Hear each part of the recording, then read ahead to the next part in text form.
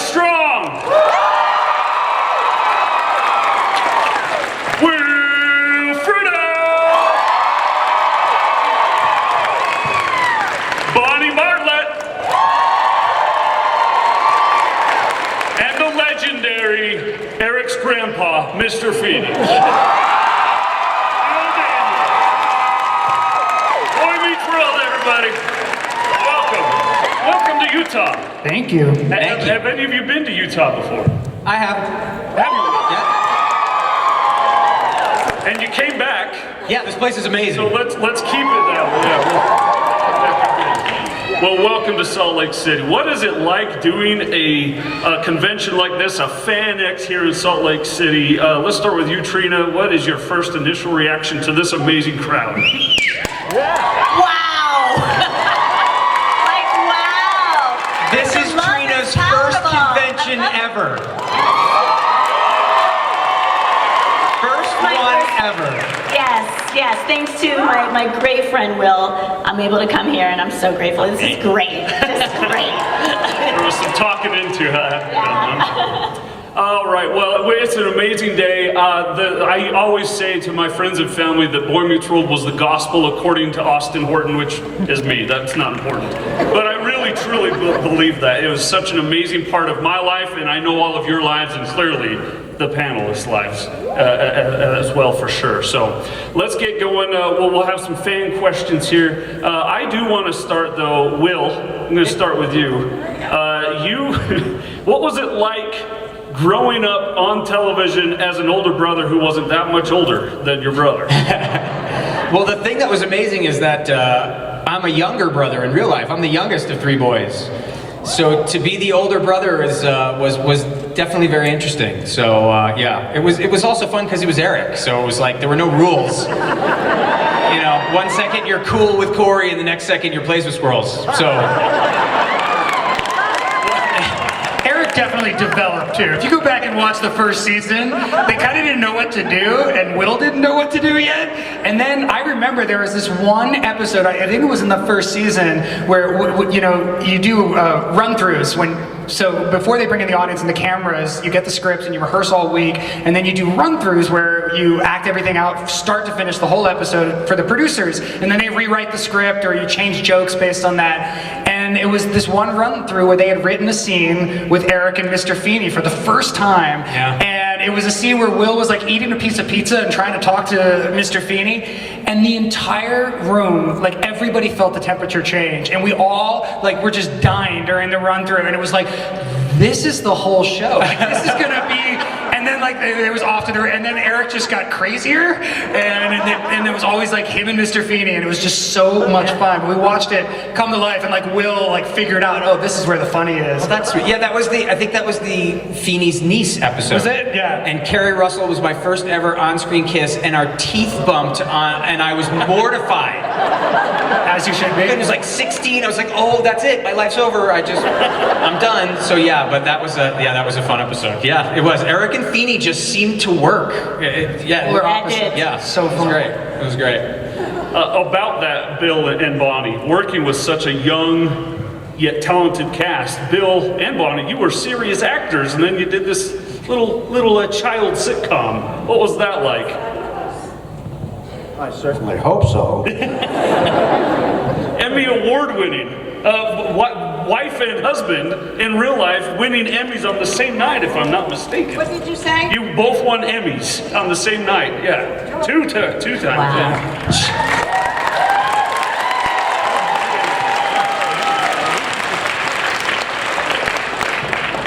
Yeah.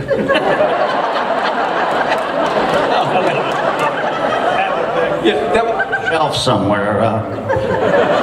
But that's what it was like. I mean, honestly, with all of us together, that's what it was like. We would all be introed before the show, and it would be like, let's meet the character who played Eric. He was on Nickelodeon once. And then it was like, and then there's William Daniels, who's a 19-time, and we're all like, yeah, it sounds very similar. I mean, it was so funny. They'd run through this entire thing as multi-Emmy award, and it was like, okay, he did a Cheerios commercial in 1987, and now William Daniels. It's like, yeah, it was a big difference when they were in little monsters. No, I remember the big thing for me was our executive producer, his name was Michael, his first name was Michael, and during notes, there was that time, I think it was like 4 episodes in, when Bill leaned over and went, "Now, Michael," and I went, "I know that voice. That's Knight Rider!" And I was like, that's the only thing I knew him from, and that's all I cared about. I was like, "You were the car?" The car's name was Kit. I want to ask you guys a question. Where did you happen to come from in LA? I mean, why at your age were you auditioning? Or, because I know you're from Connecticut, and where are you from?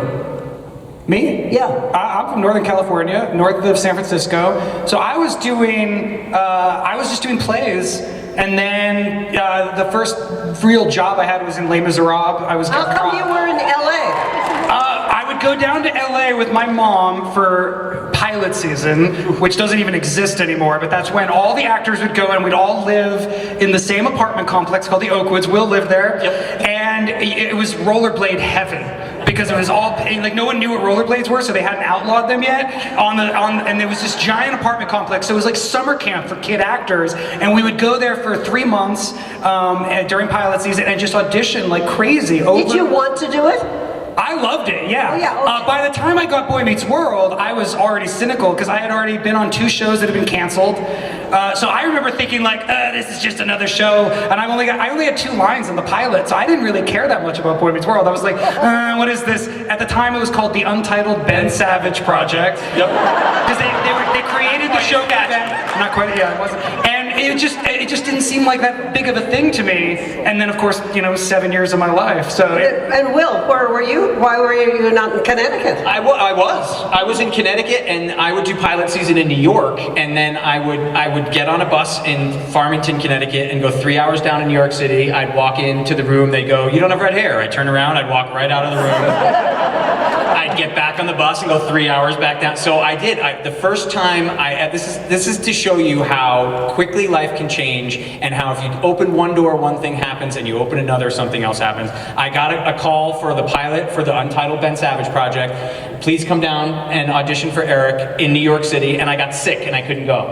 And they went and they shot the pilot with somebody else. There was another Eric originally, who was a fine actor. There was nothing wrong with him. He was just the same size as Ben, and they knew that Ben was going to grow. So I always say, that kid's 6 inches taller, and I'm not sitting here right now. So they called again and said, "Come down." I went down to New York. I then flew to Los Angeles.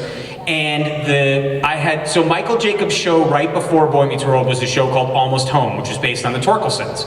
And there was an older brother on that show too, and the part came down to, for the actors, it came down to myself, your brother Shiloh, and my best friend on the show, Jason Marsden, from Boy Meets... A very tall man in his own... Yeah, Jason, I was his best man at his wedding. He's been my best friend since we were 17. Then Boy Meets World happened, and the part of Eric came down to 3 people. It came down to myself, your brother Shiloh, and Jason Marsden.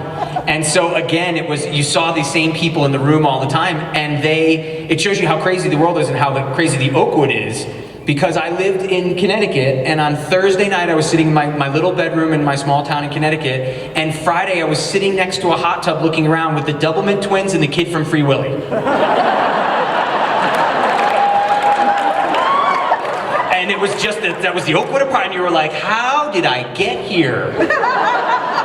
So that was what it was like. I mean, it was crazy. It was nuts. It was summer camp. Well, we're all here to ask some questions of the cast here, right? I could go on and on, but let's hear from you. We've got a question here in front. Hi. My question's from you, Mr. Daniels. I was just wanting to ask you if you could talk about playing John Adams in 1776. What kind of research did you do to prepare for the role, and just have any research or anything? Tell him what he said. What was it like to play John Adams, and how did you prepare for the role? Very strenuous. You have no idea what 8 a week is like. 8 performances a week. So it was very exhausting. What? I learned the lines.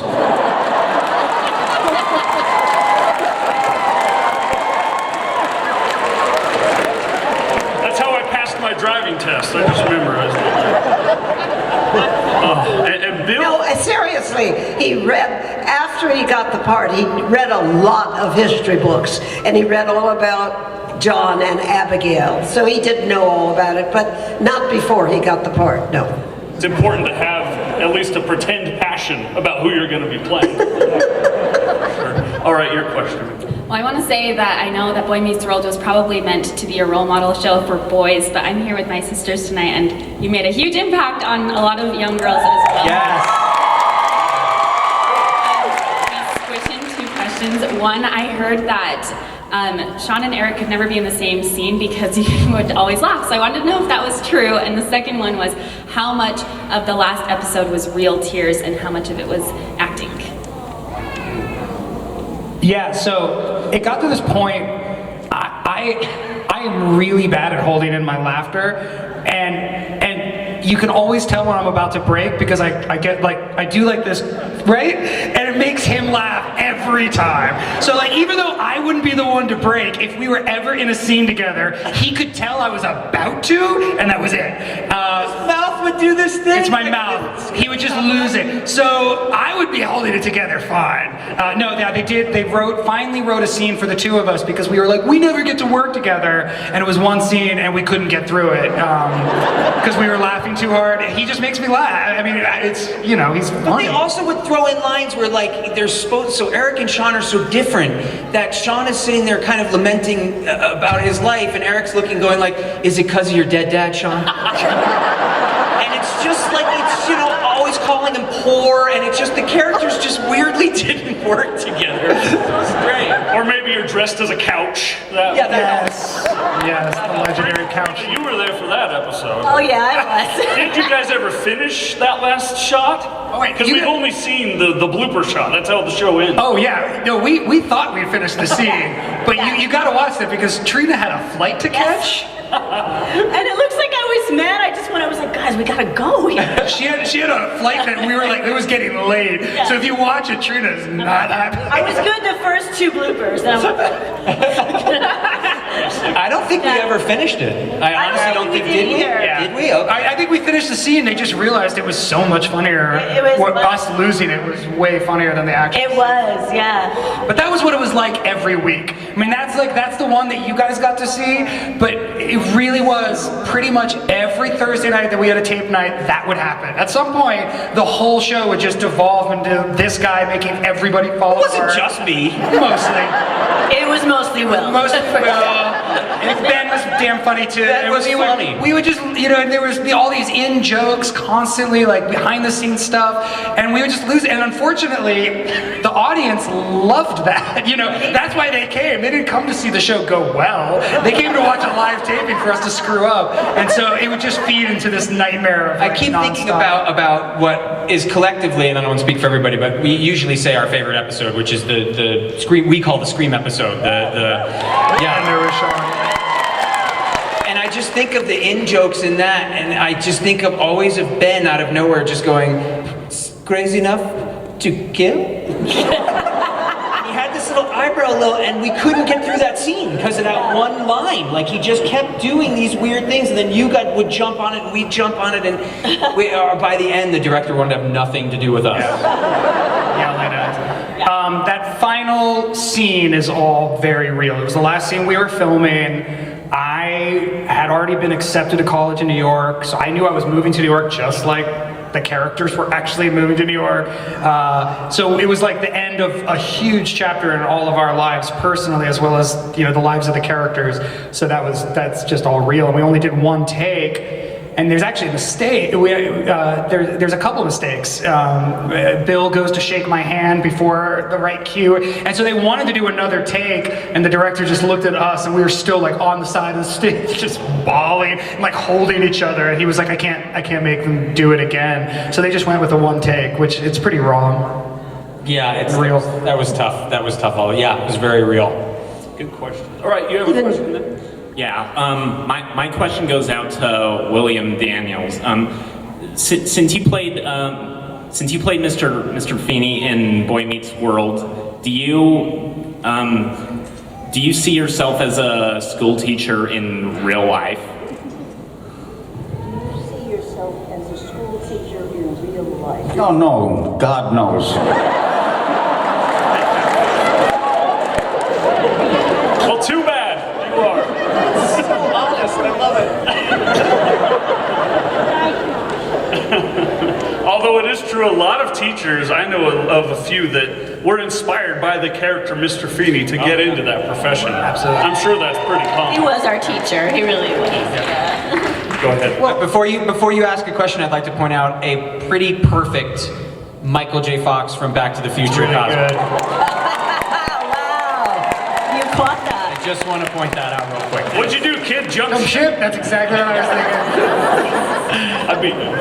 Go ahead. But I have to say, when Bill was asked to do the part, he did insist for Michael Jacobs to promise him that he wouldn't make fun of teachers and he wouldn't look down on teachers because he thought that teachers were underpaid.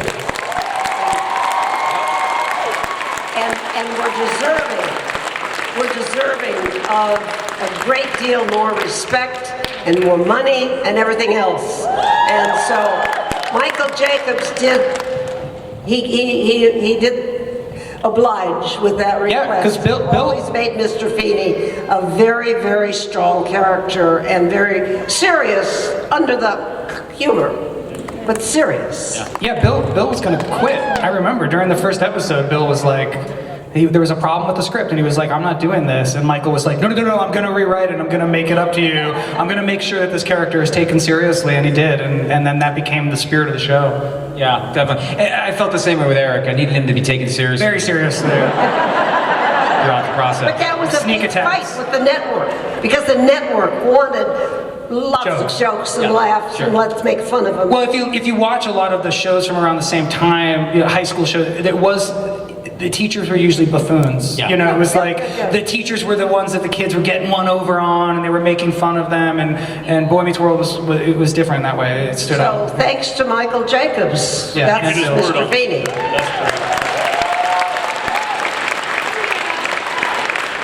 All right, Marty, go ahead. So my question's for Will. I was wondering, at one point of production of Kim Possible, did the writers tell you that they wanted Kim and Ron to end up together at some point? Oh, okay. Good question. What point in the production of Kim Possible did they want Kim and Ron to get together? I found out after we recorded it. No, it was... Kim Possible was the first show in Disney Channel history that got a fourth season. And it was, thank you. And it was all because of the fans. There was no internet at the time. It was all a fan write-in. There was an internet, but it was not like it is today. It was, today they were still writing letters back in 1998 or 99.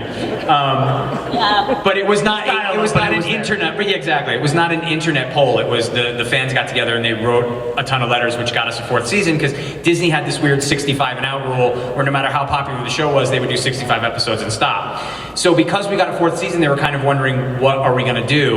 And then they were building towards it. And so before we recorded So the Drama, which was the movie where they get together, they told us that they were gonna hook them up, which I thought was pretty cool. You played the second coolest character on the show. The Naked Mole Rat's the best character. Nancy Cartwright, Art Simpson as the voice of Rufus. You're kidding me. No, that's Nancy Cartwright. Yeah, absolutely. Now It was a great I cast. only see her face. Yeah, exactly. Go. I just wanted to thank you guys for being like a huge part of my childhood and a lot of other people's childhood. Oh, thank you.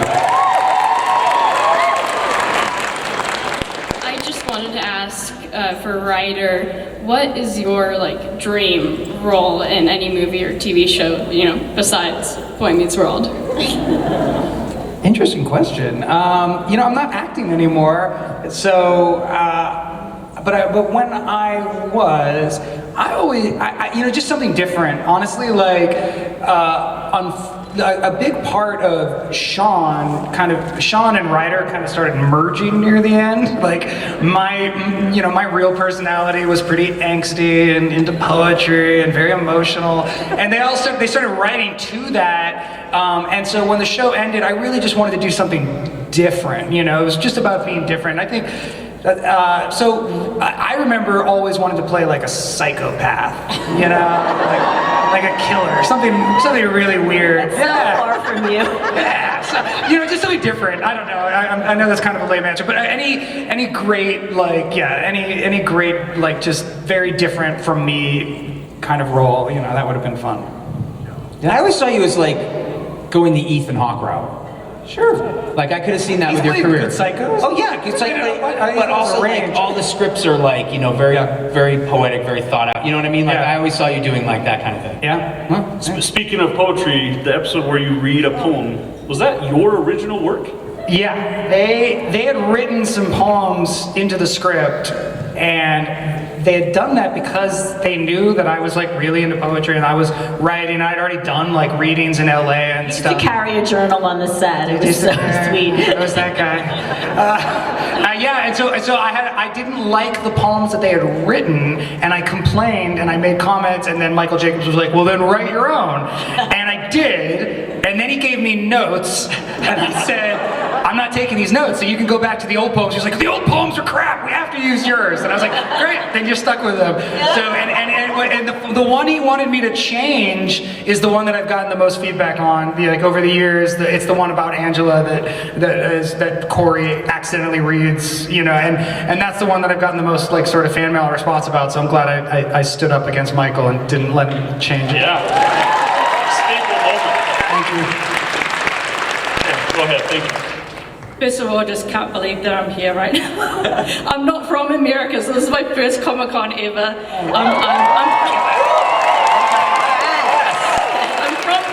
I'm from Middle Earth, if there's any Lord of the Rings fans. From New Zealand. But anyway, I'd just like to really thank you guys. I had quite a traumatic childhood, so your show really helped. And also, Trina, you've been added to such a mainstream Disney show. It was such a, as a woman of color, it was really, really inspiring. And seeing you such a strong, amazing woman. So, first of all, I just wanted to say, Mr. Feeny, or William, Bill, did people just randomly ask you on the street for advice? Because you were our guru, our guidance from our childhood. Do people on the street ever just randomly ask you for advice?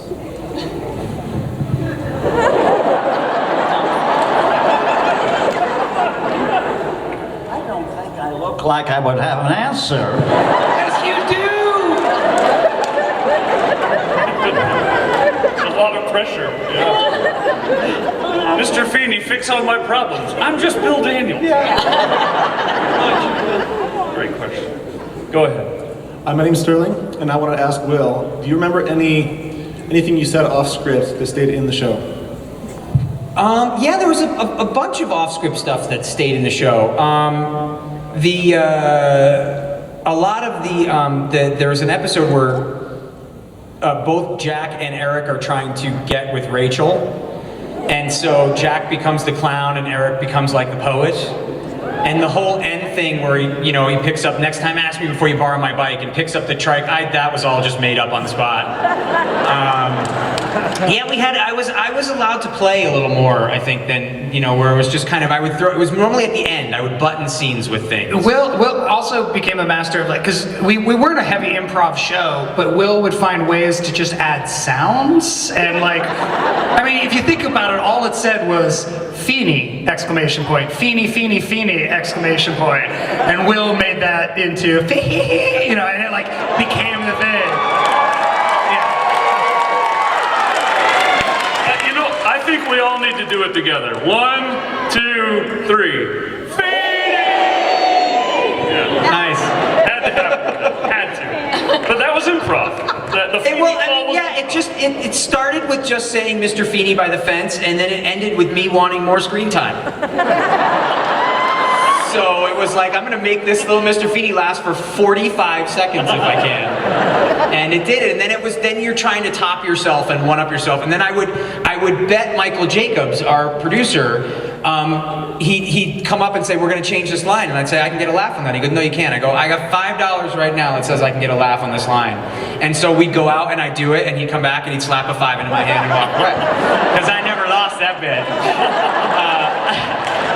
But we were very it was a very free kind of set. We were very open, and we were allowed to play and have some fun, which I think translated. We genuinely liked each other, which mattered. I mean, I think you hear about a lot of shows where people get along, Friends and all these other shows, but they come in as adults and they work as adults. We were all kids, so we were working together, but we were growing up together. We were in school together. We had gym class together. Literally had gym class because you had to have 3 hours of school a day. So, I mean, we grew up together, and there's a bond that comes with that you don't find with older casts.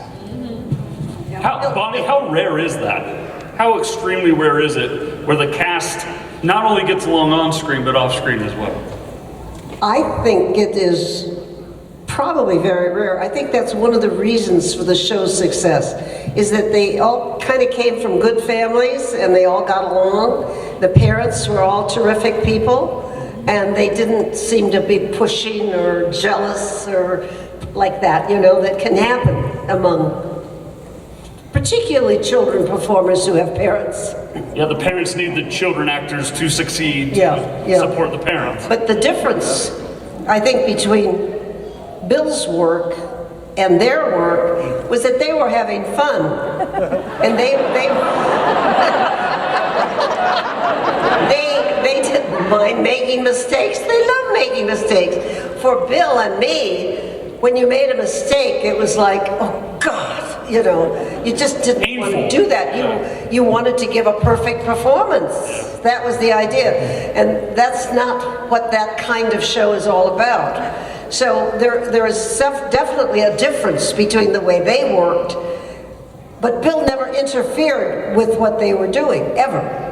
He never scolded them, he never said, once in a while maybe he'd say something, but I would say to him, Billy, why don't you help them? Why don't you, teach them a little bit? He said, no, that's not my job. He said, they are on an equal plane with me. Wow. And it's not my job to tell them what to do at all. He never treated us like kids. No, you never treated us like kids. No, we were all fellow actors on a cast. It was never year 11, so I'm going to treat you differently. On an equal basis, totally. Yeah. Wow, that's rare in of itself, I'm sure. It was a great way to learn. Oh man, it was a great way to learn. Was that intimidating or was that helpful? Yes. Intimidatingly helpful.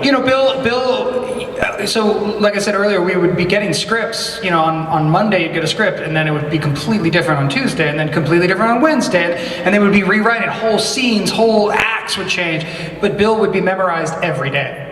He would come in, we would never see Bill holding a script, because he would show up way before call, come out of his dressing room, on set, memorized, ready to go, while the rest of us are like getting on set, eating a bagel, picking up the script for the first time, going, what'd they change? What do we have to do here? There's a very different acting style, but we knew that there was a professionalism expected of us, that we all, that was, in that way, he was very much Mr. Feeny. Yeah. He was very much the consummate professional that we knew was the standard that we should be living up to as much as we could. Yeah, it was also, he taught us certain things that I thought everybody was being taught, especially actors our age, that then you'd move on to another project and realize that wasn't the case. Like, you don't be late. If you've got a call, that's the time you be there. So I would go on to further things, and I would be there 15, 20 minutes early. And I'd have directors come up and go, wow, you're so professional. You're here early. Everybody's always late. And you just go, I worked with William Daniels for 7 years. And they go, gotcha. Like, you're not late. You know your marks. You know your lines. You're there to do a job. I don't care if you're 6 or you're 60. This is what you do. This is your profession. Valuable. And man, it was hugely helpful. Yeah. Great question. Okay, go ahead. Thank you. Well, first off, Austin, I love the Bigfoot Show, so. Oh, hey, thank you. That's my radio show that I work on here in town. But my question is, Will, could we get you to do one big Feeny call for us? I'm sorry, but I don't do the Feeny call anymore for a very specific reason. I gave it to the girls on Girl Meets World. I passed the torch. It's now theirs. I did it once. I came and did it once in front of the audience. I taught them how to do it. I did it one more time in front of the audience, and I said, that's yours. And that came from, I was doing an animated series called Thundercats.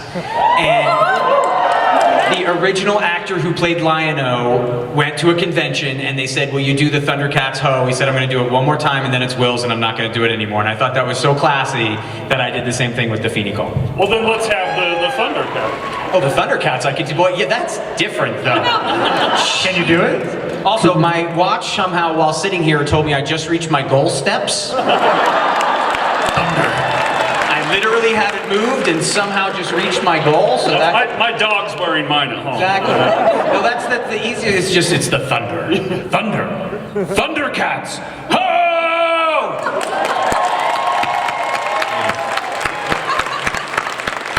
All right, now Trina, you do it. No, just. All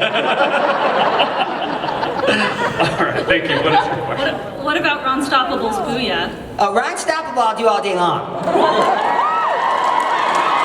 That's a booyah.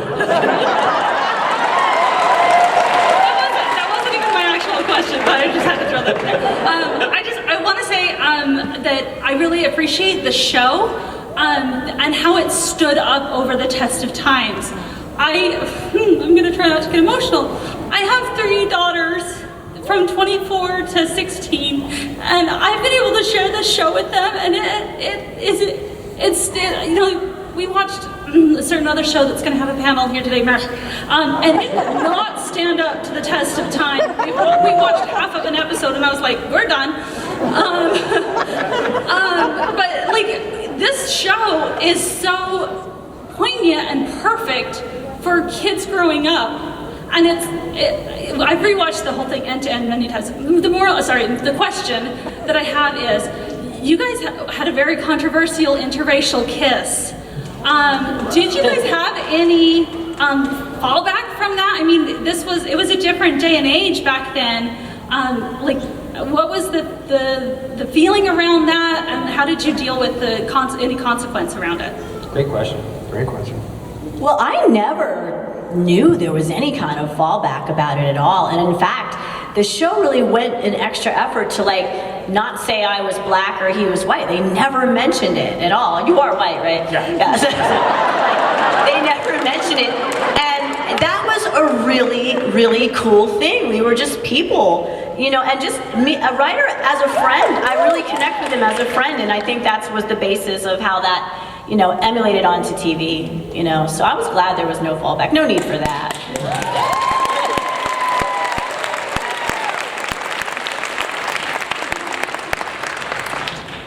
Yes, go ahead. So, people want different reboots and stuff. Some people said they want a reboot of Mr. Feeny going through school as the Sean Hunter of that time. What do you think people think of that? Wow, I've never even heard that before. I haven't heard that. That's great. Wow, it's like the pre-Game of Thrones. Right. Pre-Sopranos. Yeah. Wow. That's a great idea. Well, you'd have to show him in England. I'm sorry, that's an inside joke. We thought Bill was British for the first 5 years we knew him. I did too. That is not a joke. We literally thought he was British until we were talking about how we thought you were British. He's from Boston. He has a strange accent. It's true, because I first met Bill at Northwestern. I was 18, and he was maybe 20, just out of the Army. But I was in a big class, not as big as this, but a big room in a class, and it was in a theater department. And all of a sudden, this person in the back with a very strange accent spoke and asked a question, and I turned around and I thought, who is that? And somebody had said, oh, he was on Broadway. And so I thought, oh, I guess that's a theater accent. But it was just an accent that he picked up as a kid working in the theater, and it just stuck with him, and he always talks that way. It's not really any particular accent, it's just what he picked up.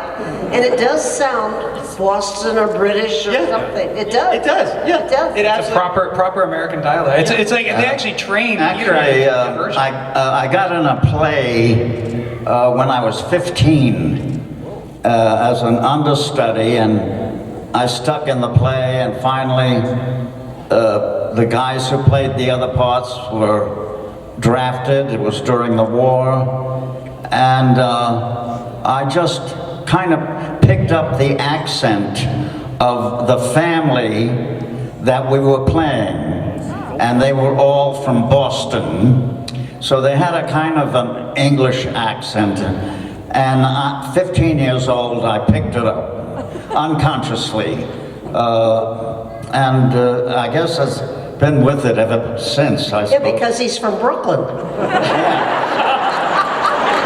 Yeah. It's awesome. It's like Winchester from MASH. That same kind of very precise accent. Yeah, really cool. Yeah, we thought he was British. All right, what is your question? So, you mentioned Girl Meets World. What was it like getting back together for that? Who would like to tackle that one? I'll start. No, you were there for most of it, but Yeah, it was really weird. Very positive, but very strange. Michael Jacobs was executive producer. He brought back a lot of the same writers. The kids were being taught by the same studio teacher who had taught us.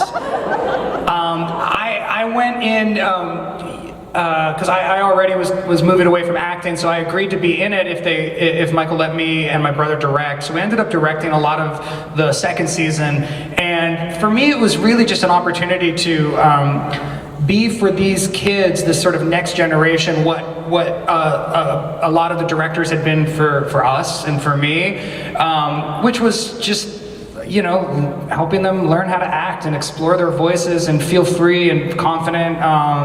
It was a very different time. I mean, for us, like, to see these kids having Instagram accounts and Twitter accounts, like, you know, dealing with fame and being on a TV show in the 90s was a whole, like, we didn't have any concept of what the world thought of us. It's like you're in a bubble. Yeah.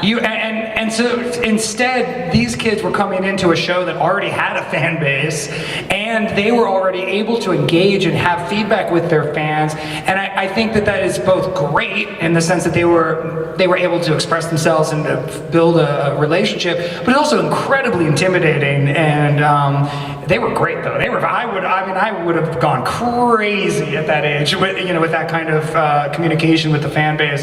But no, all in all, it was a very positive experience. The kids were incredible, and it was like time travel. It was like you kind of got a chance to go back and be, like, for me, it was about trying to be the adult that, you know, there were a lot of adults that were hugely positive influences on our set, and I just wanted to be part of that, you know, for this new generation of kids. It was really fun.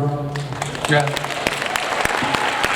There were a lot of, not a lot of plot holes answered in Girl Meets World, but there was a handful, and I felt like I learned more about Angela from Girl Meets World than maybe any of the other characters.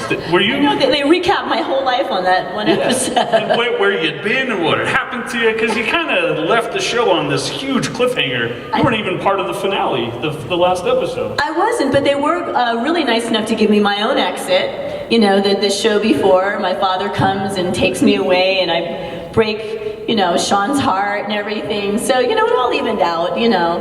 And plus, I don't like to cry on television, and I would have just bawled it out with them. So it was okay with me. You know, it was what it was, you know. All right, go ahead.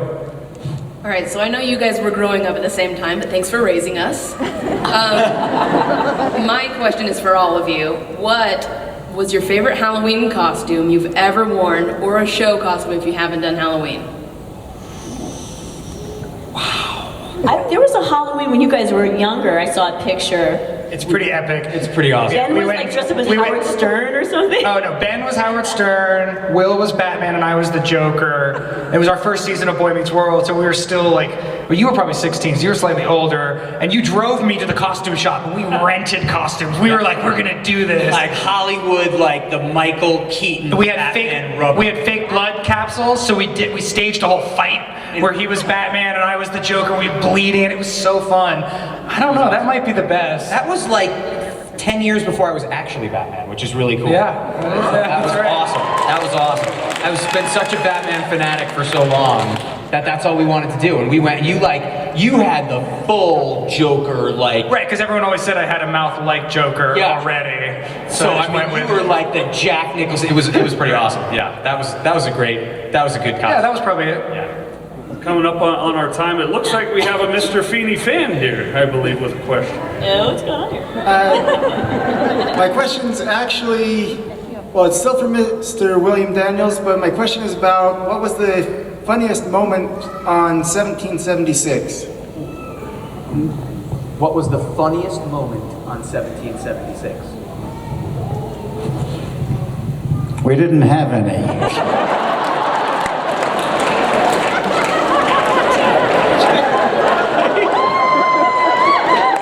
It's about the revolution! Although now I want to go see like some sick YouTube version with a laugh track behind it. That would be something. All right, go ahead. What is your question? Okay, hello, this question's for Mr. William Daniels. Do you still keep in touch with Dustin Hoffman from the movie The Graduate, since he played your son? I didn't hear that. Do you still stay in touch with Dusty Hoffman? No, you know, in our business, you're together for a long time, and it's very close. But when the show is over, everybody goes their own way. And unfortunately, you lose touch. And so that's what's happened with me and Dusty, yeah. I just love that he's calling him Dusty. Well, what's funny about it is that you guys were actually pretty close in age, right? Like Dustin Hoffman was, Bill is older. but not that much older. He was playing his father, but he was only like 10 years older than him, right? Yeah. The person he stayed closer to was Gene Wilder. They stayed very close. All right, I think we have time to squeeze in one last question. Okay, my question is for Will. You filmed the movie Everything You Want. What was your favorite part of filming that? Wow, Everything You Want. So you're the one who saw that. I own it. Honestly, you're gonna think I am pandering to the crowd, but it's the God's honest truth. It was the first time I've ever been to Utah, and Orem was amazing. It's the truth. It's the truth. We had an incredible crew. Everybody was so nice. I was plugged in the last minute. I came up. We shot for 2 weeks, and I had the shooting. It was a wonderful experience. So yeah, cool. Did you sleep in 1998 between Boy Meets World and My Day with the President's Daughter and everything else? Did you? Yeah, 98 was, every time I tried to sleep, the My Date with the President's Daughter theme song would go through my head. So that was tough, but no, it was a tough few years. Well, on behalf of the Grand Ballroom here at FanX, I thank each and every one of you for being a part of our lives and letting us be a part of your life. Thank you, guys. Thanks for having